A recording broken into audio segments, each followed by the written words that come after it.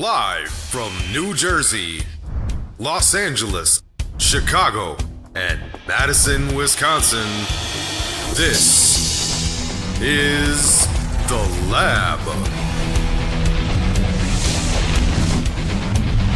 With your alchemists, Angel Guevara and Greg Posner. Tonight's special guest, Jennifer Javornik from Filament Game and Mondae Atughonu from Leap of Faith Studios. Also starring Cassandra Liu and Rick Bauer. Tonight on The Lab, inside the game industry. All right. Hello, everyone, and welcome once again to a great episode of The Lab. My name is Angel. I'm one of your hosts, and I'm here with my awesome co-host, Greg. Greg, how's it going, man? You know, it is going all right, Angel. I think the flu is going around, and I think a bunch of us have gotten bitten by that flu bug. And I think Rick is out for the count today. I just got bitten by it, but I'd be on the lookout, Angel and Cassandra. You know, it's only a matter of time these days. It's that time of year, right? Yeah, unfortunately, Rick is not here with us, but he'll be back next week. Rick, we miss you, man. It's not the same without you, but Greg, how's it going, man? Tell me. Nah, man, it's going great. We took a week off last night to recoup, recover, build out some new cool things. I'm ready to start talking gaming, all the new stuff that's been coming out. There's been lots of news and lots of new things that we are incorporating to tonight's stream. So I think we should kind of talk through it, and maybe we can start with points and why points matter. So for anyone that's in Twitch, points are specifically for Twitch. It's called a Twitch currency. I don't know what it is, but in Twitch, if you do exclamation point points, what you'll do is you'll be able to see how many points you have, and that will enable you to play a whole bunch of different games. It will help you do things in the survey. It will help you do things like spinning the wheel, and eventually you're going to be able to purchase lab merchandise with these points. So I'm excited about the idea of these points. I'm excited about these new games that we're incorporating with it, and I'm excited about some of the new features. How are you feeling about that stuff, Angel? Dude, honestly, guys, here at the lab, we're built different. We're different from other shows. And why is that? In here, we really value engagement and community. That is why, we want to be able to have it in the system, right? So please, guys, chat as much as possible, interact with us, ask questions to our guests. Interaction is super important at the lab. And not only that, but if you interact with us, you send messages, and you play games, you can get some points, and then you can get some lab drip. You can get a shirt, you can get a cap, you can get a mug. So interaction is king. Speaking of interaction, guys, if you can please in the chat, let us know where you guys are watching us. That would be great. Please let us know where are you watching us. So, Angel, we've had a lot of new game stuff come out these past couple weeks. As people are answering, letting us know where they're from, what games have you been playing this week? Dude, honestly, all right. This week, so I'm finishing up Ninja Gaiden Black 2. I'm almost there. And I got Kingdom Come Deliverance 2. I don't know if you've heard of that game. Yeah, I heard a lot about it. I heard it's spicy. I've been wanting to pick that up. Yeah, I have a few games in my backlog, but that is jumping its way to the top. Dude, it's really, really fun. And, okay, we have Molly from Arkansas. Molly, hey, how's it going? Yeah, I interviewed Molly in Flama. Molly's a very good friend. We have people in Arkansas watching us. I love it. We're all over the country. I love it. Yeah, Kingdom Come Deliverance is a very awesome game. It's sort of like a realistic Skyrim, and it really makes you empathize with people who lived during the medieval ages. Like, Nice. Greg, you gotta pick it up, man. You gotta pick it up. Yeah, What you are know, you playing? I need a new single player game, and I haven't played Baldur's Gate 3, and I feel like I'm embarrassed to admit that on a gaming live stream, but that is also one that's competing for my time right now. I feel like if I start Baldur's Gate, it's gonna just fully just take me away from everything in my life, and I'm not quite sure if I'm ready for that yet. Dude, it's gonna be like 120 hours, but let me tell you, it is worth it, Greg. Please do it. All right. I'm gonna have to check it out. For sure. And Greg, if you look at the chat, we have people commenting. We have people from Madison, Wisconsin, people in LA, let's go, represent. There we We have some go. people in Green Bay. Awesome. All right. That's cool. That's cool. I love it. Greg, we recently, today, right? We had PlayStation State of Play. Yeah, man. PlayStation State of Play came, I think, just about 3 hours ago, so it's pretty much fresh off the cooker here. And they announced a lot of big games coming out. First one is that really stood out was a game called Soros. It was House Marquee's next big game. It's going to come out in 2026, and they actually built Returnal a couple years ago. I'm not sure if you played Returnal. It was I think it was a Yes. roguelite type of first-person shooter. I am not a PlayStation player, although I should be because my son keeps telling me he wants to play Spider-Man. But I heard Returnal was mind blowing, and I know Soros is automatically going to really get on the top of people's lists here because of what they've built. Definitely, dude. Returnal and most PlayStation games are on Steam, so I recommend that. Returnal is great. You got to pick it up, Greg. All right. Well, see, you're adding to my backlog on hell, and it's already a long backlog. I'm curious, as we go through this, for people that have watched the State of Play today, again, in chat, let us know what game are you excited about. The next one was Tides of Annihilation from Eclipse Glow Games. It looked like a wild game. It was a fast-paced third-person shooter. Um, One that you said you like some of the anime stuff. Digimon is coming out with a new game. I did not even know Digimon was still a thing, man. Is Oh, Digimon dude. something up your alley or? Dude, okay, when I was a kid, definitely. Not anymore nowadays, but I mean, I'll check it out for sure. I would say the games that stood out for me personally would be Ghost of Yote, which is supposed to be a sequel to Ghost of Tsushima. Mhm. It looks super interesting. It looks more interesting than Assassin's Creed Shadows, so I'm gonna get Oh, that that's instead not. for Come sure. on, man. You gotta give Ubisoft a chance. Oh, dude, no, sir. I know, not at all, man. They have betrayed my trust in the past. Oh. And then the other one would be Metal Gear Solid Delta. Mhm. Are you a Metal Gear Solid fan, Greg? No, I am terrible at sneaking games. I always download Metal Gear Solid. I bought a PlayStation 2 specifically to play Metal Gear Solid 2 and turn and hide in a box. But I am just bad at those games. I want to be good. I'm just bad at them now. Definitely. We have some people in the chat excited for AC Shadows. Hey, to each their own, right? Not really my thing, but if you guys like it, no problem at all. Awesome, Greg. They Perfect. also announced the Sonic game, which I love Sonic, man. Sonic, since the Sonic movies have come out, just had this whole resurgence of Sonic everywhere. And Mario needs some competition. I know they're friends now, but come on, man. Mario needs some competition. You got Astrobot on PlayStation, you got Sonic everywhere, you got Mario on Nintendo, and I guess Xbox needs someone. They need a platformer. But They do. They do.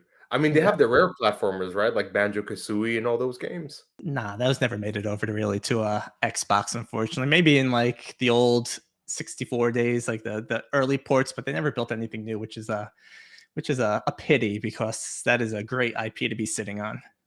For sure, 100%. Awesome, guys. That sounds good. That sounds good. What about the PSN outage? It seems that there was an outage. Oh man, for PlayStation players, it was a rough Friday night and Saturday. Out of all days of having an outage, I feel like you get home from work on a Friday night, you order dinner, you maybe grab a drink if that's your thing, and you just want to play video games all night. At least that's what I remember when I was growing. That's what I wanted to do. I think about 4 o'clock on Friday, 4 o'clock Eastern, the PlayStation Network just went down, and there was Mhm. no communication from Sony about the matter. And it's wild because in a world where communication is key, right? And every studio is trying to do whatever they can to inform players what's happening. You have one of the most major players in the console market go down. People couldn't play. Some of the games worked, but anything that had to connect to online connectivity, anything that had anything to do with online was completely out. And there was not a single word from Sony over 24 hours of an outage. And the last time it happened, I think it was 2011 or 2014, where it was down I for like remember. 26 days. And again, nothing from Sony. Finally, about Saturday night, maybe not Saturday night, Saturday, the network Yeah. came back online and people had short memories and they were happy again. And Sony credited everyone with 5 days of additional PSN service. Angel, are you a PlayStation player and were you affected? Gotcha. Good question, Greg. I am not a PlayStation player. I exclusively play on PC or Nintendo consoles. So like when the Switch 2 comes out, I'm gonna get that. I was not affected, but I know some of my friends were. We have some comments in the chat from Carbon Fiber Game Music. I think that's Agustin. Agustin, what's up, man? He said he had no problems with the PSN in Taiwan, but he doesn't play online. So Agustin, come on, bro. Play online, man. It's the way of the future. Where are you at? It is the we are the future for sure. Yeah, Greg. I remember, 2011, something like that. I mean, has Xbox Live ever experienced an outage? Oh, yeah, quite a few. Xbox is known for going down every once in a while, but they're usually very good with communication, letting people know what is happening, right? Again, communication Yes. and stuff like this is essential, whether you be the major console maker or just an indie dev that's building a game and having people jump online, right? You build communities, you build out these entire ecosystems to help provide these updates to players. And if you're not providing Yes. those updates, you leave them hanging on a Friday night when all they want to do is game and without knowing what to do. And this also affected people that hooked up their Sony accounts to their computers. So if you were trying to log in to play Spider-Man 2 through the PSN network, which they tried to force on people back when I forgot what game came out, and they tried to force it. It may have been Ghost of Tunisia. Ghost of Tsushima, Yeah, yes. when it came out, they tried to force everyone into the PSN network, and that would have affected them as well. So it kind of shows that maybe it was best not to let that be controlled by a single person, a single point of failure. 100%. Greg, you are cooking, my friend. Communication, I mean, as a person who does marketing, communication is key. You are cooking, my friend. Yeah, hopefully, at least, they gave people something, that's understandable. But Sony, please improve your communications for next time. And Lancelot plays is saying it, right? He's never seen so many memes. It's because people couldn't play. What else are they going to do with their time? They're just going to make memes to just clown on PlayStation because that's all they got going for them. Hey, man. Yeah. I mean, at least we have humor to cope with it, right? Yeah. Awesome. So, who are we talking to tonight, Angel? All right. So tonight we are talking to two very special people. We are talking to Mondae from Leap of Faith Studios. That would be your guest. And then the person that I'm interviewing is Jennifer from Filament Games, which you have interviewed previously in the Player Driven podcast. We are very excited for that. But before we go into the interview, guys, we have a poll. We have a very interesting poll. Let me share it with you guys. So, here, according to a Rockstar Games leak, the total budget for GTA 6 will be roughly $2 billion. This is 10 times more than GTA 5's and 4 times more than Red Dead Redemption 2, which I believe currently is the most expensive game ever made, or Call of Duty, either one of those, right? Game analysts suggest that due to the rising cost of game development, inflation, and all these things that are affecting the marketplace, they suggest that games will likely cost $80 to $100 in order for market growth to occur. My question for you guys is the following. Would you pay $80 to $100 for a video game? Yes or no? Like Backstreet Boys would say, tell me why. All right. I want to call out a fun point here on Hell, something that maybe you're not familiar with. Yes. Back in the day, there was the Sega Genesis. It was probably before your time. Do you know how much money a Sega Genesis game cost? I had no idea, Greg. A Sega Genesis game back in 1993 cost $49.99. Now, is And that? adjusted for inflation, how much is that? I don't know. I'm not doing that math right now. What kind of question is that? Who asks that? But knowing that, what are we? 22 years later, games have went up what, like 10 to 15 bucks, and yeah, that's a good amount of money. Is it that crazy? Yeah, that is a very good question. That's very reasonable. Producer, if we can please see the poll one more time. I want to see what people are saying. Let's see that poll one more time. All right, Greg, 3 people voted. 1 person said yes, 2 people said no. All right, let us see why.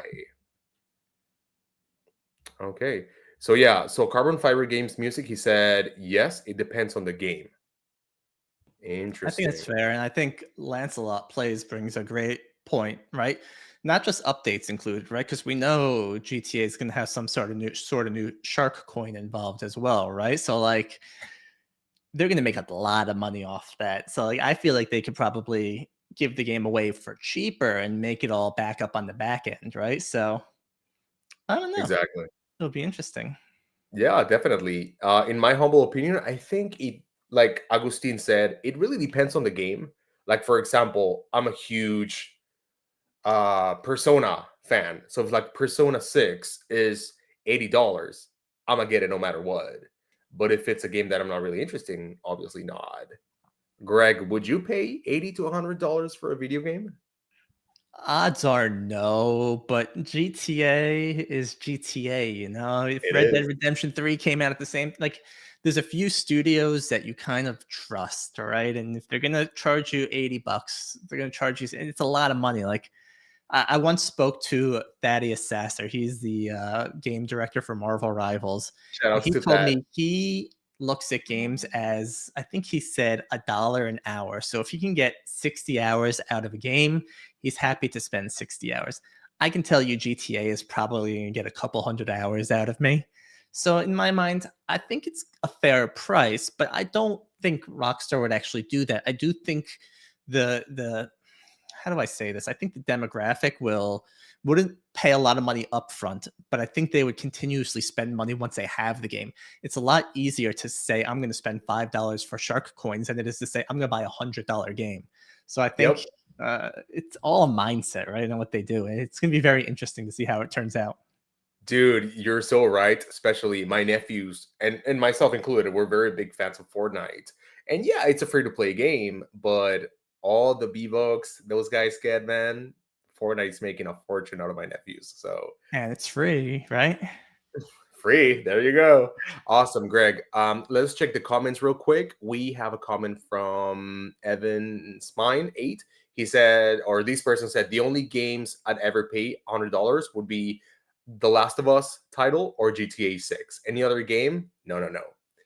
Space Mollusk said, I remember when my parents would let me buy Nintendo 64 game for being the angel that I am. Prices were like $59.99. That's way before my time. Yep, 100%. All right. Greg, I think that will be it for our poll. Should we go to our first interview? Yeah, let's do it. I'll Let's do talk to it. you again soon.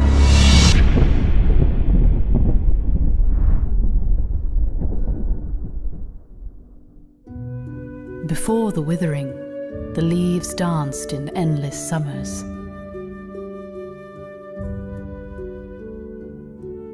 Life flourished in every valley, every grove.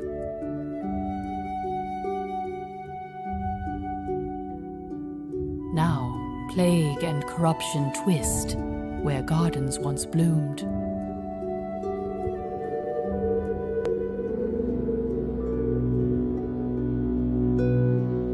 This world remembers what we took for granted.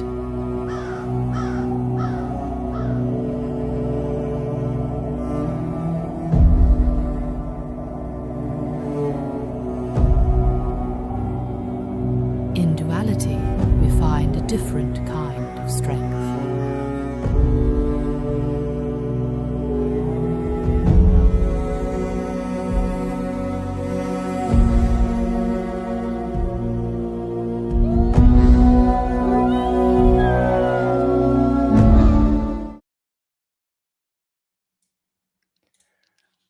I am here with Mondae Atughonu, one of the co-founders of Leap of Faith Studios. Mondae, welcome to the lab. How are you doing today? I'm doing good. I'm doing good. Thanks for having me. You have such a cool background, and I'm envious. I always get people say, "Oh, I like your signs," and I appreciate that. But look at you. You got like 16, 18, probably more Xbox controllers. You got every VR headset I've ever seen behind you. You got the whole Power Rangers thing assembled behind you. It's awesome. No, I appreciate it. I will it's 32 controllers. It's a mix of Xbox and PlayStation. It's a lot. They go all the way up the wall, but we don't have to get into all that. I appreciate it.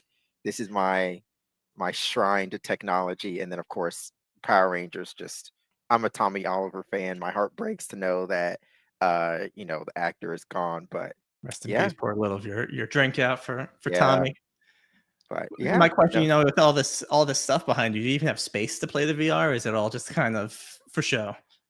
Oh no, it's definitely not for show. I actually the other side of my desk is so the basement in our house is my area, and so I have like my whole like area to play VR there. So I definitely get my like Beat Saber in, and there's a few other games that I always go back to. I love the VR boxing games. I don't know why. They're like typically the simplest ones, but I love boxing in VR. Yeah, man, it's a good way to work out a sweat, and really get your heart pumping there. Absolutely. So, Monday from Leap of Faith Studios. Before you went to Leap of Faith, you worked at Bungie and Mhm. you decided, hey, you know what? It's time to start my own studio. Was there like a mental moment where it just clicked and you're like, all right, it's my time. I'm going to go shoot my shot? Like, what made that happen? I mean, honestly, what made it happen was me and our co-founder for Leap of Faith, Robert Byer. We had already been kind of exploring making our own game, which is Project Haven, our crafting survival game. And as we were going through the learning process of, okay, let's learn how to make an inventory system and let's learn how to make a building system, this game really started to form and shape. And Robert brought together this really cool backstory on this world.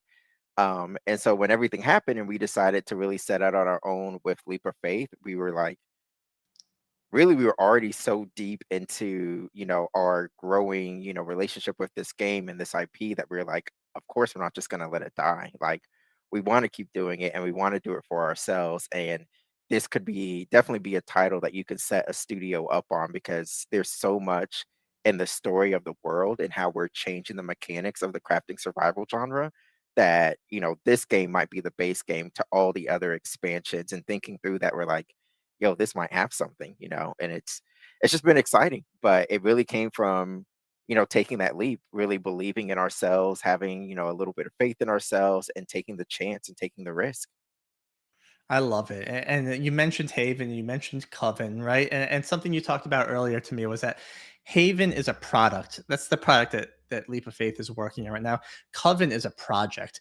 How do you separate those two mentally? What does that mean to you? And how do you work on both of those projects? Yeah. So I think I might not have mentioned it clearly, but so Coven is my personal project. So really how I define those two is I look at Coven as a project because I'm still very like shooting at the hips. Like Coven is the wild, wild west. Anything I dream of, I put in the game.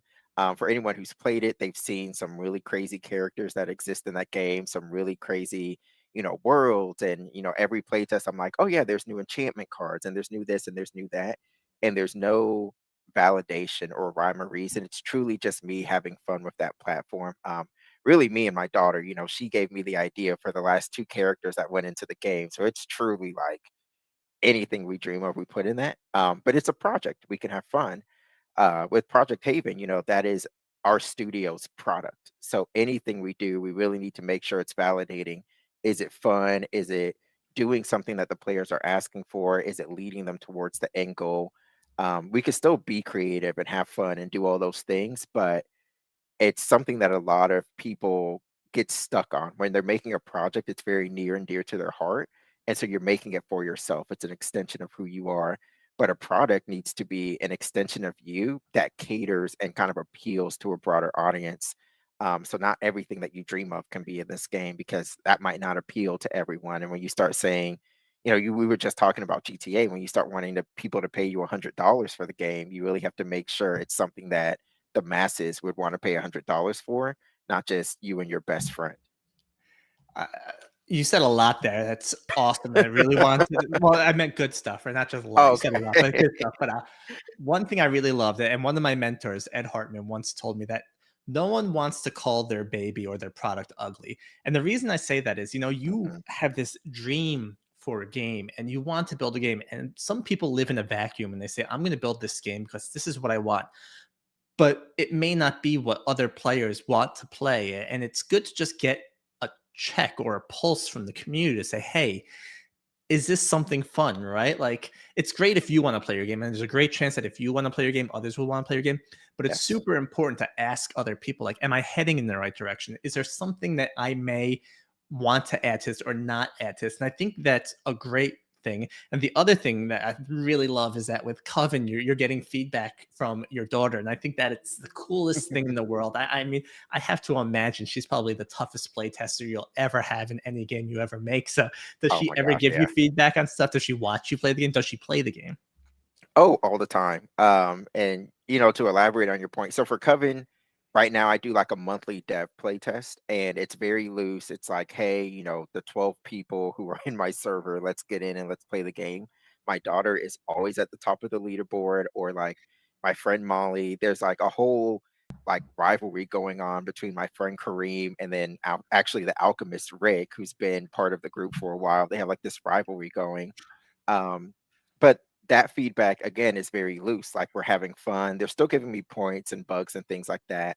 But when we play test Haven, it's a very different approach. We need to make sure we're play testing with the demographic group that's going to play the game. So feedback on a crafting survival game from a group of people who play Super Smash Brothers probably isn't going to be valid feedback that's going to help us move this product forward. So when we get feedback on that game, we're looking for people who either are familiar with this genre or play this genre and can really help us create actionable items based off of that feedback. So it really goes down to like, even in the feedback mindset, like, yes, you want to get the game out there, you want people playing it, all the points you made, but like, as you're getting feedback back for your product, how are you going to action on that? And what does it mean to the product that you're trying to create versus, with with Coven, like somebody could tell me like, hey, I wish the electricity spell did double damage. And I would just go into Unity and make that happen and say like, hey, is this what you wanted? They'd be like, yeah, it's a one-hit kill now. And I'm like, cool, let's go. So I want to focus on Haven, but my last thing on Coven is I know we're trying to work with you and Rick to do a live stream of one of the games. I would love to see Rick get his butt kicked by your daughter in Coven if we're able to do that. That would just be perfect. But going back to the bigger picture here, what's more important here is, you've made this big jump. Bungie's an awesome studio. They've made Halo, they've made they're making Marathon, they made Destiny, right? And you decide, you Mhm. know what, I'm going to just shoot my shot. Leap of faith comes into the picture. As you've gone through this process, have you encountered something that you wish you knew something ahead of the time? Like, hey, I didn't really think about this. Maybe it's marketing. Maybe it's something else. Like, did you think that you knew everything? Then all of a sudden you're like, oh crap, I don't know this.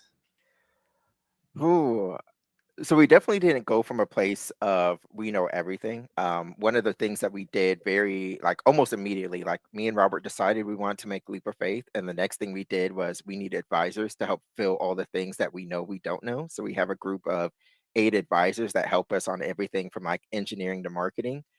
But really, the thing that has been eye opening to me is almost getting like it's going to sound weird, but getting comfortable putting big numbers in your mouth because from a business mindset, $10 million is not that much for a business when you're thinking about headcount and FTEs and legal and all of these things.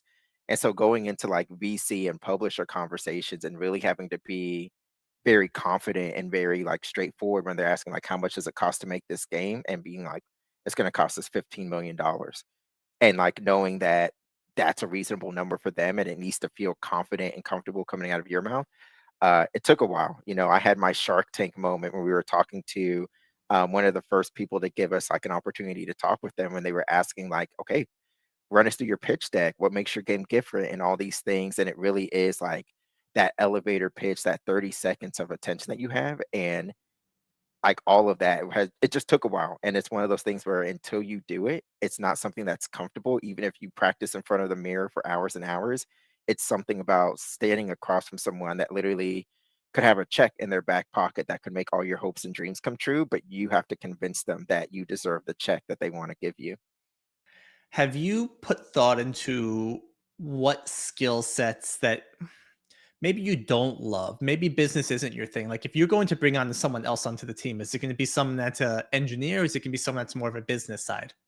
Oh, it's an artist, not even an engineer. So I come from operations management. I don't have an MBA, but I know enough about business to be dangerous, in my opinion. And again, we have like advisors to help fill those gaps. Robert has a really lengthy experience in operations as well, but we are not artists. Like Robert can do some amazing things with like shaders and some models, but having an artist that can help bring our art direction to life is definitely the gap that we probably, and going back to your question, like I wish we would have done that like as step three, like form the studio, get advisors, find an artist or find a few artists.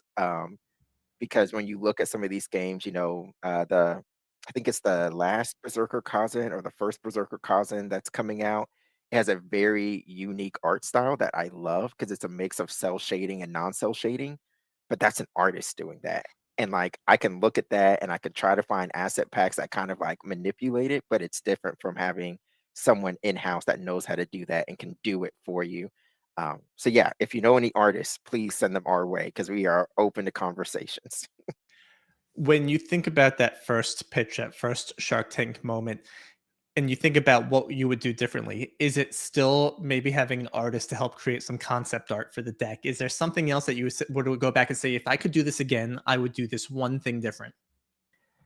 It would be the concept arts, but from a lot of the conversations, one of the thing that's come up that's kind of like a common thread is the VC or the publisher, or whoever you're talking to the game about, almost needs to feel transported into that world. They need to be able to like see it and hear it. And like even one person said, like, I want to be able to like almost taste it. Like if you say that it's by the ocean side, I want to like taste the sea salt in the air and all these things. And that comes from having like a really strong like visual experience, or even if you know that there's going to be like certain music and stuff, like having that audio experience built in. Because right now, like me and Robert are very technical. So we love programming. We spend a lot of time with like systems and mechanisms for like this world that we're creating. And that's great. But when you get into how does this game make players feel and why do they want to go into it for hours and hours, very few players are like, oh, I play Division 2 because I love the loot pool system and I love how loot drops work and the DPS. Like you have some players that love that, but most of the time, even for Diablo 4, they're like, I love the world, I love the characters, I love the narrative, the story, the feelings I get when I can escape into these worlds. So I would definitely invest more in creating a pitch deck for the game and for the studio that created that sense of escapism that they could, escape into as we were giving them our elevator pitch. I Part of me knew Monday was going to mention the Division 2. I know that's the game that got Like him into this whole that's industry, that the game. really was that pushing point. But before, not even on that, I keep staring behind you and I see the three lenses of the Quest 3, and I'm curious. You Oh yeah. started off kind of this whole journey in VR, and forget the whole development side, the creation side of it, right? What Mhm. was the first experience in VR that you had that truly blew your mind? It was probably for anyone who knows about this, they'll probably roll their eyes, but the one that blew my mind the most was actually it's a simple VR experience called the plank, where you put on the headset and it was just a wooden plank over like the balcony of a skyscraper. And I used to watch people on YouTube and everything like be on their hands and knees in VR, like freaking out. And I was like watching it and I was like, there's no way that this, silly headset can make people think that they're, hundreds of feet above ground. And so the first time I ever put on a VR headset was at an arcade and they had it and they had the plank there. And I was like, let me try it. And so the guy was like, put on the headset, and literally you're walking on like a really thin gymnastics pad that's like 3 inches off the ground. But I put on the headset, and as soon as I did that and opened my eyes, I was on my hands and knees. I was like, oh my gosh, this is terrible. Like, I'm so high up. I could hear my wife's voice behind me saying, like, Monday, get up, you're fine. And I was like, no, like, I don't know what's happening, but my brain is telling me if you sway, you will die. So I'm on my hands and knees. And, I took off the headset and I had moved like 3 centimeters. And I was like, yeah, I need every version of this. I need to know how people do this. I need to make these experiences. So yeah, I have like all the headsets. That's like a VR haptic vest there. I have VR haptic gloves. I have it all. I am addicted to that immersion. Again, going back to that sense of escapism, like video games, traditional video games, you can escape by like letting your mind drift into these worlds and the narratives. But in VR, like everything is telling you that you're there. And especially with like the haptic stuff, like when you can feel yourself getting shot or feel yourself lifting something up with the gloves, I'm like, you're there. Like there is no other form of escapism, and I love every second of it. I think that's such a great answer. I could see in the back room, Angel looked like he was almost about to cry on that answer, just how funny it was. For those of you that are listening on our chat, right? Have you had that VR experience that really blew your mind? I think as simple as mine is, it was Beat Saber, just the fluid movements, Yes. the music, the beats. Like, not only that, like you work up a sweat. And I just think, I thought to myself, it would be the greatest workout tool. And then I realized I don't want to wear a giant mask Yeah. while working out. But it just was such a great experience and so much fun to play. Absolutely. I want to talk Bungie. I know you worked on Marathon and you got to see it evolve over time, which is awesome because not many people can say that. And you were there for Destiny and everything. And I'm curious, as the Xbox fan of the group, right? Is there any Halo DNA still left at Bungie? It seems like based on the game's look and feel, Oof. it still exists, but like, did you have a sense of it? I think people who were there long enough, who were there for the Halo days, kind of like bring that same like feelings and things there. And there's like remnants, maybe not in the code, maybe not in the game, but like you hear people saying like, "Oh, remember back when," and this and this, and like there's no hate around like Halo and Master Chief. Like it's not like the studio doesn't talk about him. But I think and this is me completely like taking a step away from it a little bit, but like the sense of exploration and creativity that created Halo when a game like that didn't exist before, that 100% still exists at Bungie. Destiny has been around for 10 plus years, and I know some people have different terms of success, but it's existed. Like in a world where a lot of other games cease to exist in months, weeks, days, sometimes, Destiny is still here. They're still putting out content. Heresy is out. And from what I can see, that there's a good group of people that really love playing it.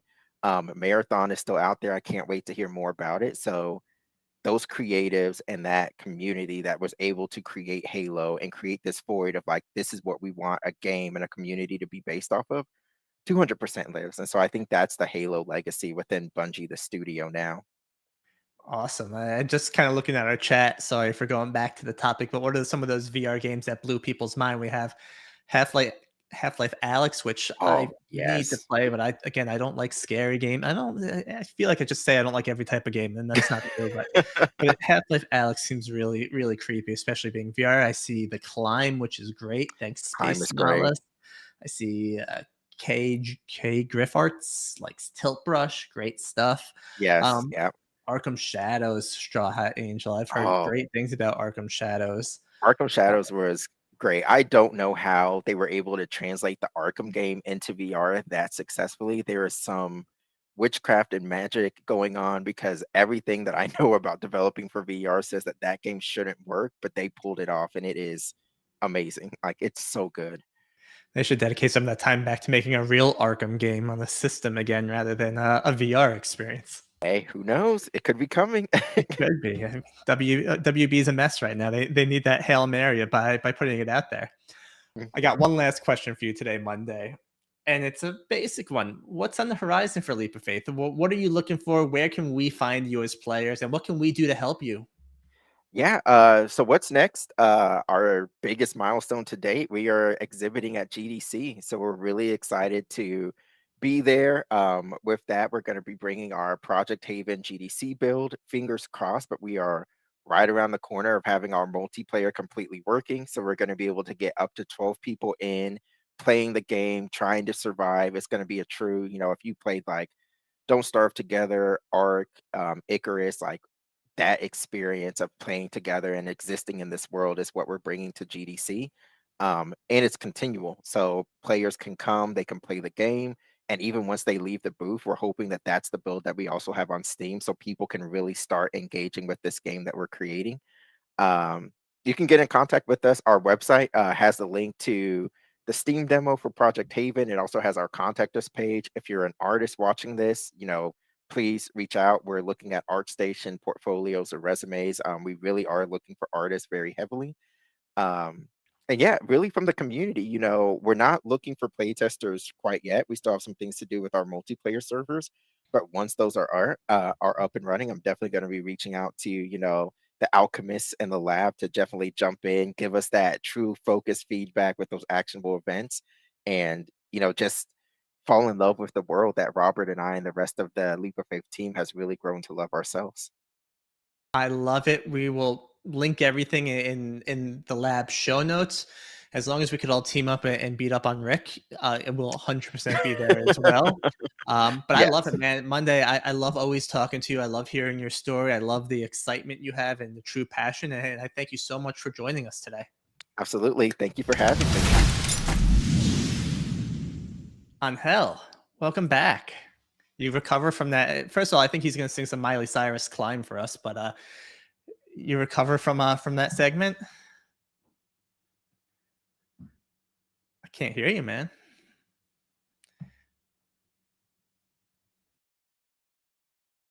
Yeah, Angel's talking, but he's muted, so we're gonna have Sorry, some guys. My lip bad. My syncing bad. here. I was saying I was laughing my ass off when I was hearing Monday's story about the plank. I mean, it's so immersive, right? I mean, yeah, it's not real, but it tricks your brain. Like it tricks the depth. Like you can Yeah, really man. feel you're up there, dude. It's scary. It's Yeah, scary. it's something I should have asked is like I have a Quest 2. Are the graphics in the Quest 3 that much better? Like, are we gonna get to a point where parity? And he's nodding over there. So the answer is yes, it's that much better. Now my wife's gonna yell at me because I'm gonna want to buy a Quest 3 and use it 3 times. Dude, I have the 3S. It's pretty good, and it's like $300. It's pretty good. I think we are going to check the poll one last time. All right, let's see how it goes. Oh, 1, 2. Oh, still the same. All Still the right, all same. right, Good, all right. good thing we Greg, jumped back to it here. That's good. yeah, Greg, I was gonna say I really enjoyed your interview with Monday. It was really good. And Monday was one of the first guests that I had in Flama. And dude, I have seen Monday's growth from just like leaving Bungie and starting his business, and now he's like a CEO doing his thing. Dude is like, dude, he's killing it, and now going to GDC and doing all those things. Dude, chat, can I please get a W for Monday? Just give us a W, guys. Give us a W. Not only Monday did that, such a good job. We as you're need that talking, W. Monday and I and Augustine, we're all going to be at GDC. So we are going to grab a drink or two or something or hang out. So if anyone in chat is going to GDC, be sure to hit us up as well. Let's get a little lab get together, grab a little lab drink, and all meet up and say hi. Yes, sir. I mean, there's a chance I'm a go. So if I'm there, It's not a dude. chance it's happening. Even if you walk Oh, the 8 oh, hours. oh, Walk it. oh. All right, all right. Okay, Greg. I hear you, man. I hear you. Awesome, guys. Now let's go to Cassandra's section, Lab News with Cassandra. Cassandra?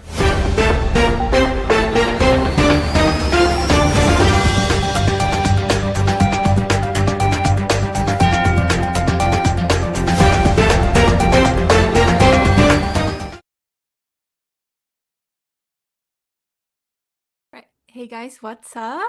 It's me, Cassandra. Welcome back to this week's What's Going On Around the World, and I'm bringing you the latest game events and then the community updates. Well, first of all, let's look at Europe. So first we have UK, right? So we have a Yorkshire Game Festival that has been kicked off on this Monday, and it's a 2-week event and will go all the way to February 23rd. And this event hosting National Science and Media Museum in Bradfield, England. And this event is featuring game talks like from industry experts, games showcase, and game nights. And then for all the game developers or industry expert, if you go on their website, there's actually an application form that you can submit to reserve a spot to showcase your game, or if you want to reserve your little talk. And for other gamers and for the people who want to go to this exhibit, this event is free. You just need to reserve your time slot and then reserve a ticket. And yeah, remember this event is going on 2 weeks. Don't forget to check it out. Well, next we have Denmark. So Copenhagen Gaming Week is happening tomorrow till Saturday this week. Well, it is a major gaming and esport event holding Copenhagen, Denmark. When I say major, it's it's major. So we'll see a rich agenda all the way from like live esports tournament, or you will see some live shows from the game industry YouTubers and content creators. And also there are developer showcase or just like the major company showcase. So and then all the games are featuring here is like from all the genres, for example, board games, esports game, or interactive games. So you go there, you will probably go into different gaming booths to experience, different different type of game, and then like you can see the latest technology and all that. And then also another thing is major company like AMD, Nintendo, Lenovo will also be in this gaming week. Will showcase their latest hardware and technology. So and they will also have a booth in there. So if I'm there, I'm just going to Nintendo, be like, when is Switch 2? Yeah, and will I have an OLED screen? That would be my question. So yeah, so definitely some event to watch out for. All right, so next let's go to Middle East. So we have a WN conference in Abu Dhabi. It happens yesterday and it will also happening today, 2-day event. The audience is a little bit different. This is a high-level deal-making event, which means will be more about, like talent management, game publishing, investment. So as you guys know, that Middle East recently has become a really like fast-growing like market. Specifically, Middle East have the government funding support and private sector investing, and also the location itself, because it's in center of the central time zone, and also this the travel visa restriction is less, especially for like Abu Dhabi. It's easy for foreigners to travel, so it starts becoming a gaming hub for like all this like business for the gaming industry. So definitely this is a event that that's going on this week in Middle East that people should watch out for. All right, so back to the US, we have DICE Summit. I believe like everybody's watching, and it already kicked off yesterday, and it will go all the way to tomorrow night. And this year's theme is Built to Last. I guess like you guys can tell from the theme title, it really are the top video game executive come together to discuss, how do we how do we like innovate for longevity and like create with conscious, and then how do we build this game industry with sustainability, right? So especially nowadays with like new technology, with new techniques like AI coming in, it feels like every day we're embracing some technology that's new, but in our history, that one thing remains unchanged is change, right? So how do we, as a game industry, how do we incorporate this technology at the same time, like will this technology interrupt like the way we work together? So that's a really interesting topic I think everybody's talking about. So definitely I'm personally interested to listen to how the game industry executive react to the recent changes.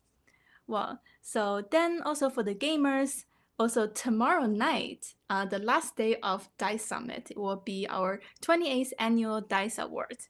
It happens tomorrow night at 8 p.m. Pacific time, which is pretty late for for our East Coast folks, 11. But I just also know lots of gamers are night owls like me, so I'll probably stay up for it. Especially like, or if they openly, if they will like reveal the awards like one by one. I hope I can make all the way to Game of the Year. This year the nominees are Astrobot, Black Myth Wukong, Helldivers 2, Indiana Jones and Great Circle, and Bellatrix. So will Astrobot win again in DICE Awards? So who knows? We will see tomorrow. All right. Last but not least, I want to highlight a ongoing online event called Game Development. Well, it is a global open competition for game developers. So like it has already been this competition has been ongoing for 13 years, and there are already 47,000 games competing. And then it have different categories, where you have like best indie game, best studio game, best hobby game, best student game, and then it have like awards prizes provided by Discord, Xsola, Houdini. So definitely, as a game developer, this is a great place to submit your game. And then more importantly, that when I go on the website, I've seen so many games like indie game and new games that are unreleased yet. So if you're a gamer, sometimes you're bored, be like, what's coming up next? Like I want to check it out. Definitely just browse on their website. You will see like, oh, there's so many interesting things are in making. So yeah, so for gamer and developer, GDWC, Game Development World Championship, is something you should pay attention to as well. All right, that's it for my week. Well, I'll stay tuned and keep gaming. All right, Cassandra. Fun All fact, Angel, I am a judge for the GDWC this year, and I've been playing all these different games now. And you know what? Playing a lot of games is really hard. Really? Like, Oh, I didn't yeah. know that. Okay. Any Okay, interesting like- games that you've played? I don't really want to say the names of them yet. I feel like, not that anyone's going to contact me, but I feel like I got to keep the games I play close to my chest here. But there's a lot of great games. It's wild. Again, in the world of indie, like being able to play these games are fantastic. And there's great prizes that go along with them. And yeah, I can't stress enough. Playing a lot of games like that is hard and time consuming. I can imagine, Greg. Yeah, and Cassandra, thank you so much for delivering that awesome information. For the Dice Awards, for the Game of the Year, there's multiple nominees. We have Astrobot, Balatro, Black Myth Wukong, Helldivers 2, and Indiana Jones. Greg, any favorite for you? And it's not going to win, but Balatro is the game of the year. Easily. It came out of nowhere. It's one dude. Like, come on, man. Really? Just one dude? One developer? Local thunk. That's it. Dude, Now such you a change your W, answer. I dude. take back that Black Myth Wukong. What are you thinking? Dude, all right. Before I answer, guys, please let us know in the comments. Out of all those games, which is your favorite? Let us know. We have Black Myth Wukong by Sword Brothers Sorios. We have Indie, Space Mollux's game. That's the one she likes. Anything else, guys? Any favorites? While we wait, Greg, I would say for me personally, I would say Black Myth Wukong. It's right up my alley in terms of action. Like I like games that are extremely hard. Pause. They're just my thing, dude. Yeah, your Ninja Gaiden 2 Black is enough to say you like impossible games. You're just gonna double down on that, huh? Dude, double down. And when I play those games, dude, I do like the most the most difficulty. That's what I do, man. Black Myth Wukong, not only because the art style, the level design, the combat design is very fun, because what it represents. I feel like usually we have this idea of, oh, games are made either in America or in Japan or France. But now China is like, nah, we make cool games too. And I really love that. I love seeing like emerging markets like that. And I would love to see other countries step up their game. So W Black Myth Wukong, in my personal opinion. I would also just add a separate note. I forgot the name of the conference you said in the Middle East, but I've worked with a number of studios out of Saudi Arabia and different places in the Middle East, and some of them are Sandsoft and Steer. They're great studios with great people from different studios around the world. They're building up something great over there, and I think you're going to see some amazing games in the future come out from the Middle East. It's fun. We did a big talk with Ben Koalo at Gamescom to talk about where games come from, and it was Ben from the Midwest, and we had someone from Sandstuff from the Middle East, and they were just both talking about how the Midwest has lots of talent but not that much money, and the Middle East has a lot of money and then not that much talent. And it's fascinating to see how these two places operate and how they can work together to build something together. Dude, I love it. I love this new age of having people from a diverse background building games, bringing different ideas. The whole idea, like, games are not monopolized anymore. Anyone can make a game. That's a complete W in my opinion. Definitely. We have some comments in the chat. Sword Brother Sorius, he says, or this person says, I'm biased with loving Journey to the West. Good story. But regardless, the devs really they did a very good job. They put love, care, and thought and passion into the source material. 100%. Awesome, guys. Before we go to our next interview, I have a poll that I want to ask you. So here is the poll, guys. This question is a little bit controversial, but I think controversial questions are fun. They bring the flair, right? The question is the following, guys. Are game reviews important when considering the purchase of a game? Yes? No? Tell us why. Is that 7 in IGN, at an IGN review, important for you when you buy a game? Let us know. Specifically IGN, is that what we're going with? Is an IGN review important or a Rick review? It can be anything, dude. I'm just saying IGN because that's the meme, right? Everyone gets a 7. Yeah. Awesome. We have a couple of yeses. All right. What else? All right. While we wait for the answers, Greg, let me ask you, are game reviews important for you before purchasing a game? Game reviews are important to me because, especially in the age where games are being released before they're truly complete, again, if I'm going to spend $60 today or maybe $80 tomorrow on GTA, I'd like to know the game's in a working state. I don't mind if it's a work in progress. Redfall is a great example. I was hyped about Redfall. One of my favorite games of all time is Prey. And I was like, nice, another arcane game. It's going to be great. And I was ready to go. And then I checked the review and you see it's got like a 4. And you're just like, ooh, maybe I need to take a minute and think about this. So, yeah, they are important. Gotcha. 100%. For me personally, so I would say yes and no, in the sense it depends who makes a review. But something that, so before, when I was like in high school or whatever, I used to watch IGN reviews all the time, and I was like, oh, if IGN says this game is a 9, I should like it. And then I played those games and no, not really my thing. Then Alien Isolation came out, and they gave Alien Isolation a 5.9, I believe, out of 10. And I'm like, dude, what the heck? But then I bought Alien Isolation when it came out, dude. $60. I got it. And I'm like, this is one of the best games I've ever played. So I say take reviews with a grain of salt, right? You never know. Let's read the comments one more time. If you are voting, please put exclamation point vote and then yes or no. Twitch is a fickle beast. Yes, exactly. Thank you, Greg. Let's see if we can pass last poll with 3 votes. But it seems like it can go yes either way. Yes. And Greg, we have another comment from Sword Brother Sorius. IGN gave Dragon Age the Veilguard 9 out of 10, while giving Black Myth Wukong 8 out of 10. Meditate on that. So some people like young adult fiction when it comes to their gameplay. Who knows? And the thing is, no defense of IGN here, right? But like, everyone has different taste, right? At the end of the day, and IGN should know this and put someone that likes the game to play that game, right? But like, 2 flavors of ice cream are going to be perceived differently from everyone. Video games are going to be perceived differently from everyone. So, still play what you like. Just proceed with caution. 100%. Curiosity will always win. Space Moloch says, I feel the same way about a movie. I need to see it myself, regardless of what other people think. 100%. Make your own judgments, right?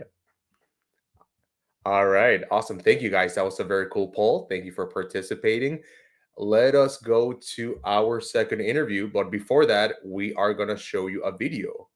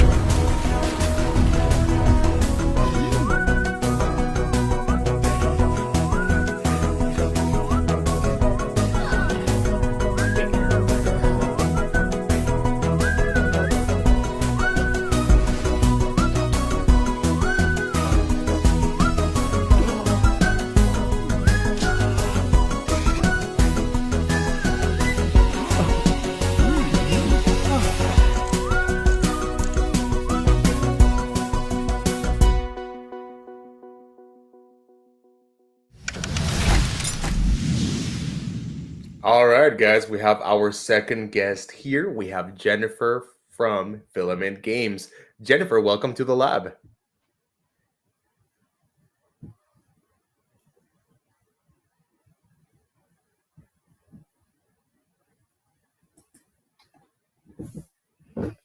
Jen, can you hear me? Yeah, Jennifer, can you hear me? Yeah. All right, perfect. Awesome. We had a little hiccup. It's all good. We have Jennifer from Filament Games. Jennifer, welcome to the lab. Well, thanks for having me. It's a pleasure. My pleasure, definitely. So, Jennifer, I wanted to ask you in Filament Games, there is on your website, there's a very interesting tagline. And the tagline is basically that you guys create playful experiences that can improve people's lives. Tell me about Yeah. that. Yeah. I mean, that's our mission statement actually for our company is that we make games that improve people's lives. So, yeah, I think we think of ourselves like a video game studio like everyone else. I think we want people to have a great time. We make immersive experiences. We think about the narrative, the characters, the action, the gameplay. But we hold ourselves to being accountable to one more thing, which is we judge our success of the game if the player has transformed by playing the game. So they either learn something they didn't know before and now they know it, or they feel activated to go take action in their community, or they've learned a new skill, or they now know how to have better, healthier behaviors. So, yeah, we're here to change the world with video games. Change the world with video games. I love that. I can definitely resonate with that mission statement. Jennifer, I want to piggyback on Monday's comment earlier. He was talking about VR and video games as being escapism, basically. And I think that would be like a very, like the I would just like the main opinion of video games. Video games are escapism, something that you play after you come home from work to like unwind or have fun with your friends. It's more of like a leisure activity. But your games are sort of like anti-escapism games. You could say Um, that. We like to think the people still have a good time playing them, but yeah, our purpose is really clear, which is we use video games as a tool to make things happen in the real world. Like we do care about the experience that you have in the game while you're playing it, but like the most important thing is that people come away with something different and that they can apply what they've learned in the real world. I love it, definitely. So you make it fun, but you also make it something that they can take home with, like knowledge or a skill or something. And that's the holy grail of what we do. When we get it right, that's definitely we're hitting on all cylinders. Beautiful. So I know you have made educational games about like media literacy, civics, games about robotics. I also heard you make like a MRI game. Yeah, that was a really cool project we were able to do with a startup from the Midwest. They were a medical equipment company looking at improving the MRI experience for children. One of the hardest things for children is to lie still during an MRI, and a lot of these children with really complicated conditions, sometimes their appointment can be over an hour of images. And if you've ever gotten an MRI, these rooms are really sterile. It's full of huge medical equipment. You're kind of confined, and then you're told not to move. I don't know about you, but as soon as someone tells me not to do something, it's all I want to do. So they were looking at, well, how can we make the experience more positive for the pediatric patient and at the same time make it more efficient and reduce healthcare costs? Well, their first trials were with just an animated video, and what they did is they mount a screen in the site of the MRI patient, kind of attached to the MRI machine, and they would play a video, and then that's connected to the sensor data. And what would happen is the kid would be able to watch the video, but then if they moved even slightly, the video would like fade. So then they knew, oh, if I want to keep watching the video, I have to stay still. And they saw really great results just with the video. So then their next idea was like, well, what happens if we made a game and, you could play this game, and the more you stay still, the more the game that would move forward. So that's exactly what we did. We ended up making two games for them. One was like an enchanted forest. Then the more you laid still, the more like different magical things would happen in the forest. And the other one was kind of a dark, luminous cave. So that felt more like you were moving through a cave, and then as soon if you moved even a little, like the motion would stop. And we would always build in things like checkpoints, and there's always something in the distance teasing you to want to keep going. So yeah, there's a first time for everything, and that was definitely the first time that we designed a video game that could be controlled with your body laying still.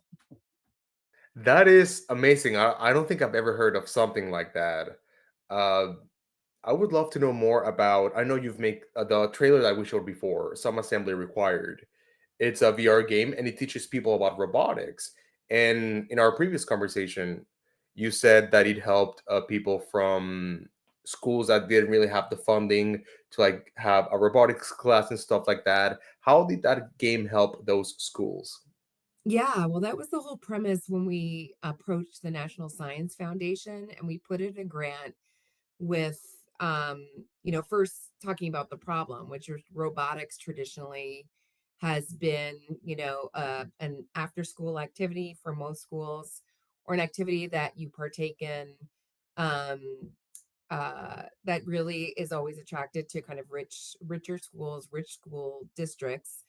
And it's the kind of thing that gets passed on and kind of has stayed with kind of um, you know, more wealthy students, usually Caucasian, and usually where, there are multiple generations. It's like the dad or the mom is coaching the robotics team because they did it when they were kids. So really to break that cycle, there were a couple big problems about traditional robotics.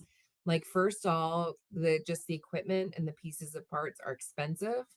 There's a limited number of them, and they get lost and broken and need repair. So there's the whole just part of a physical kit is, a fixed asset. I think the second thing that's really hard for a lot of these robotics teams is for a student to learn robotics, you have to have an adult in the room that understands robotics. And we're trying to break kind of this generational thing of like, well, what happens if you're a school that your physics teacher or your computer science teacher never did robotics because they came from a different kind of background.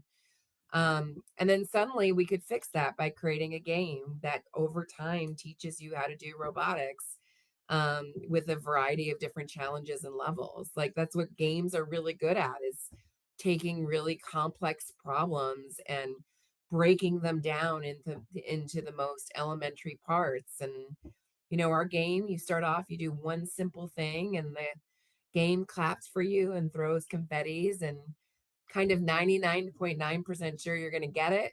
And then they're like, okay, you're good. Let's add something new. And over time, when you play Some Assembly Required, by the end, you can pretty much go from playing that game to being dropped in front of a real robotics kit and do it in a physical space. It's pretty amazing. I love that. I love the whole aspect of giving people that don't really have the resources or the opportunity to have those classes.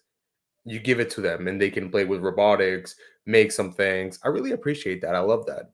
I Yeah. was going to ask you, yeah, regarding your games, when I personally see something that's like education related, like edutainment or edtech, Yeah. I don't necessarily, and this is just me personally, I don't necessarily think like, oh, that's gonna be a fun game.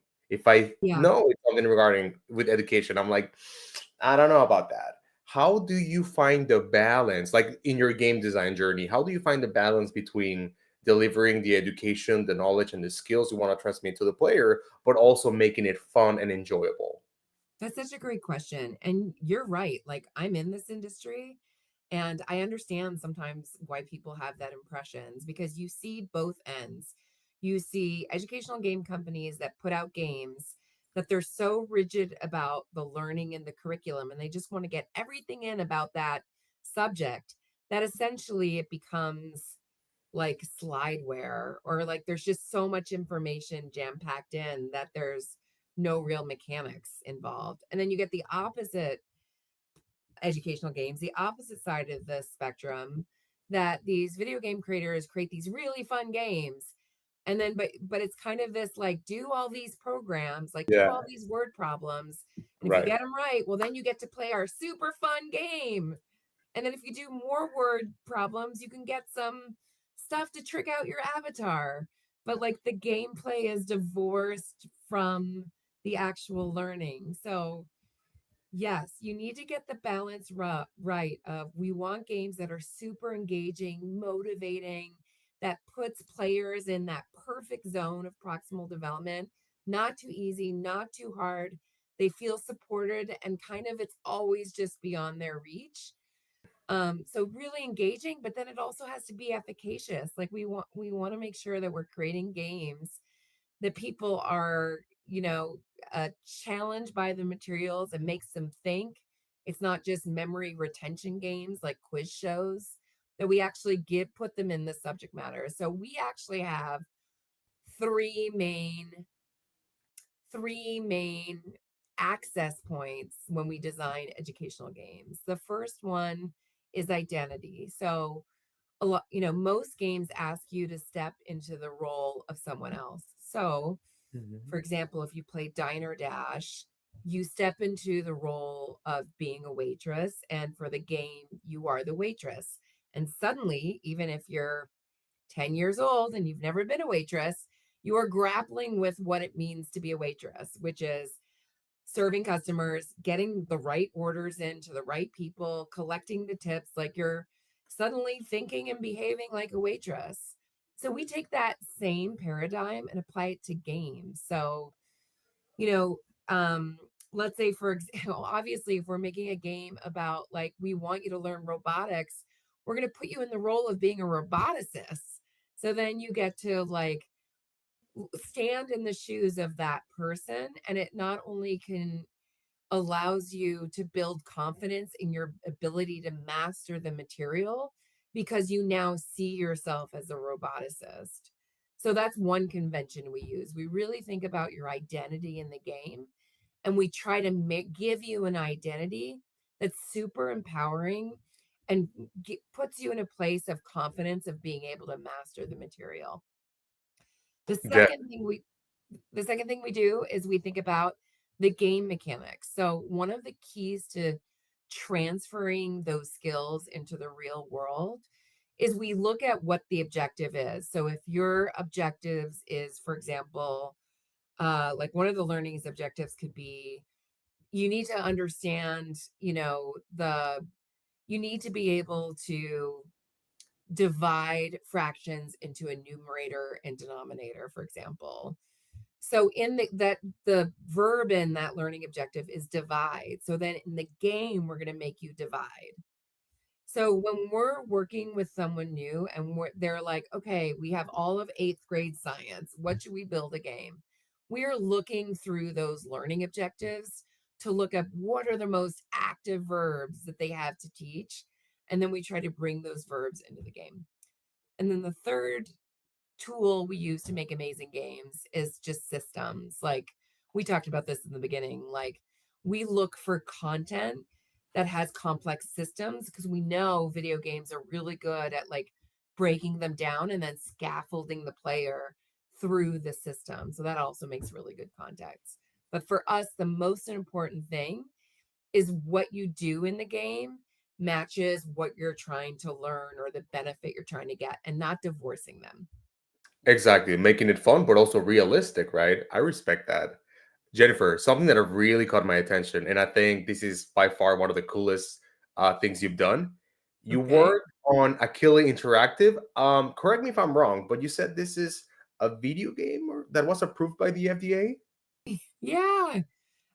Yeah, they're really awesome. We help them with a small part of their initiative, but yeah, if you guys don't know them, go look up what Achille Interactive is doing, AKILI. So they had this dream of using video games to treat the first condition they looked at was ADHD. And they thought using the tools of video games, which are all the same tools entertainment video games play in terms of motivation, reward, scaffolding, systems, using all of these things, but build and then using the science of traditional methods of how to treat people with ADHD, and kind of trying to take the therapies that are used outside of video games and kind of the methods, recreating them in a video game. So not only was it like were they like, oh, let's see if we could build a video game to actually based on, the real treatment of ADHD, let's see if we could replicate them in a video game. And then they were like, well, if this works, like this should be like medicine. Like this Yeah. needs to be prescribed. So they were the first company to go after FDA approval. Um and in the FDA approval there are several levels, but yeah, like in the last year or two they were able to gain FDA approval for their game to be um you know, FDA approved and kind of require a prescription. So, there will still be some time till they're fully out and available everywhere. And it's crazy to think what it could look like is that you go to the pharmacy to fulfill a prescription and they give you like a game code or maybe a tablet with the game on it Whoa, and that you have to bring back. Yeah, it's that is amazing. amazing. No, that's mind blowing, and it really shows you the power of video games, right? Games are much more than you know a platformer or a shooter or a competition. Games can definitely impact the world in a positive way, and you're doing it. So Well, what thank I have you, to thank say you. is you're learning in every video game that you're playing. You're getting, people who play Call of Duty, they learn how to be a really good soldier. Like if you're like, I don't know, playing a game that involves like a flying spacecraft that's pretty realistic, you're probably learning that. I think the difference is a lot of games that people play for entertainment, they have vast amount of information in their head about this game, but that there's nothing to apply to the real world. That's the only difference because you're learning in video games. And I'm telling you, the reason, you get super excited about a game and there's a point where you're like, I'm done. And then Yep, you probably never touch it. yep, That's probably when you instinctually know there's nothing left for you to learn in that game. mhm, There's no more definitely. challenge. Yeah, 100%. You're no Jennifer, and you're no longer motivated by that challenge. exactly. So we're nearing the end of our interview. I was going to ask you if people want to contact you or work with you or see your projects, collaborate. Where can people find you? Oh yeah, you should definitely come to www.filamentgames.com and right up there there's a contact us form and I get it in my inbox, so I'll be sure to respond. Alrighty, Jennifer, thank you so much. That was an amazing interview. Thank you for coming. Thank you. I got you. All right, Greg, how did you like the interview?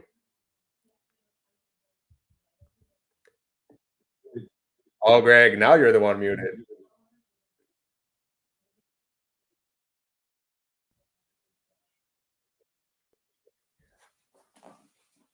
Oh, can we unmute Greg real quick?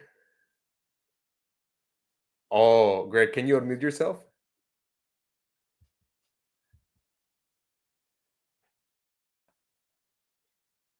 All right. No worries, no worries. Greg, let's wait for Greg to figure it out. It's all good. Let us read some of the comments for All right, Jennifer. sorry about that. Oh, You you're lose back. Video Ninja here, and all of a sudden you don't know what you're doing here. But sorry, I love ed tech games. As a father to a 6-year-old and a 4-year-old, one who has ADHD, and then learned about this, I was just like, this is what we need more of, whether it be part of another game, part of another ecosystem. I think kids love gaming. You can educate them. I remember I threw it in the Twitch chat growing up with games that I didn't realize at the time were educational, right? It's about balancing weights and putting different things and solving puzzles by putting different clues together. And like, it is phenomenal. I think we need more games because I think even adults would play ed tech games. Um, if there were more out there and more enjoyable. I just think it's a great way to take the gaming medium and expand it to a wider audience by providing them educational resources from within that game. Dude, 100%. Actually, something that I use every day is Duolingo. I'm learning Mandarin right now. And the way it gamifies the like language learning experience, it's amazing. EdTech is definitely the future. Did I see Space Moloch is talking about Mega Math Blaster? I feel like I played Math Blaster. Is there a Mega Math Blaster? Was there maybe a first one that I played because I'm older than everyone for the most part here? That's a good question. I'm not sure. And it looks like Awesome. we pulled the reviews up here. Again, our game reviews important. 4 people saying yes. I think that All was a right. great interview. I think Jennifer is fantastic. She's very passionate about the industry. You can tell, and just her knowledge of it is just fantastic. And I think they're doing great things. Yes, Jennifer, thank you so much for that amazing interview. Guys, like we did with Monday, can we please have a W or multiple W's for Jennifer? We want to see those W's in the chat, guys. We want to see those W's. Hey, let's go. Let's go. All right, awesome. Okay, so while we wait for some W's, let's read some comments. From Raptor, I love EdTech. I think it's a great way to get kids to have fun and learn. 100%. Carbon fiber. I would love to do some robotic like that back in college. 100%. I learned a lot of story and Japanese myths in Ghost of Tsushima. Actually, I think I read an article of a history teacher using Assassin's Creed to teach history. So W that. I think we're at our spin the wheel. Are we ready for that? Yes, yes. All right, guys. So we're gonna pick a winner. Hopefully not Straw Hat Angel, because that's me. So please don't pick me again. Let's I pick a have our winner. winner here. Who is the winner? Tonight's winner is Space Mollusk. Hey, So we just Molly, need let's you to go. type in that chat, spin that wheel, and hopefully this week we can read what the prize is and we can let you know what your prize is. All right, Molly, go ahead. And let's wait. Let's wait. All right, guys. Spin that wheel. Let's go.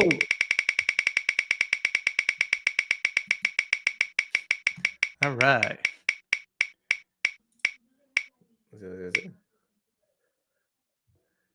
Oh, your Your alchemy is alchemy futile. is futile. Does that mean you get nothing? I don't know what. One more spin. Okay, let's do one more spin. Run it back. All right, spin that wheel. Let's go. Is that a 7 of 9 reference? No idea. Patrick, our producer, let us know. Yeah, Patrick enlightening us, dude. Ooh, $1. 1 alchemy dollar. All right, awesome. So, Space Mollusk, you get an alchemy dollar. You can use that to buy some drip, some alchemy drip, a cup, or something like that. That's perfect. Awesome. All right. So, before we wrap up tonight's episode, let's talk about some of the other things we can have get going on during the week. I think on Friday, or be on the lookout, we do a lab live during the lunch hours of East Coast time. You can catch Lab Live, where we usually do some live tools, being able to see how these tools are used in production. Right.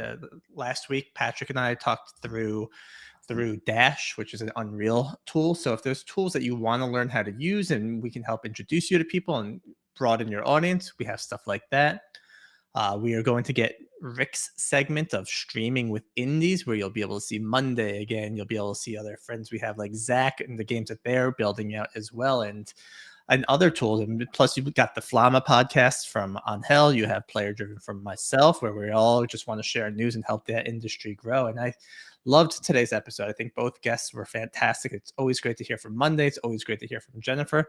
How do you feel, Angel? Dude, I think this has been the best show we've ever had. Interaction was amazing. I love seeing people like chatting, giving us W's, having fun, asking questions. This is what it's all about. Like when you do a podcast, it's pre-recorded. I mean, people like it, it's fun, but when it's live, dude, and you can see people's reactions and feed off of them, that's like the best thing in my humble opinion. And guys, next week, of course, we're going to have another episode. And one of our guests is going to be Kareem Abu Shusha from Ubisoft Montreal. Ooh, Ubisoft. You can't say anything bad about AC Shadows or whatever next week, can you? Greg, this is America, man. So freedom of speech. I love it. And you have we have a video that will take us out today. But before we do go and we say goodbye, anything you want to say to our friends or fans and our listeners? Yeah, I just want to say, guys, thank you so much for tuning in. We're very happy to have you here. We would love to see you next week. Thank you for your continued support. And let's see that video, Greg. And thank you, Greg. Thank you, Cassandra. Thank you, Mondae. Thank you, Jennifer. And thank you, Patrick. Hello, everyone. I am your fellow alchemist, Agustin Chavarria. And here I am in Taipei Game Show reporting for The Lab inside the game industry. Let's check it out.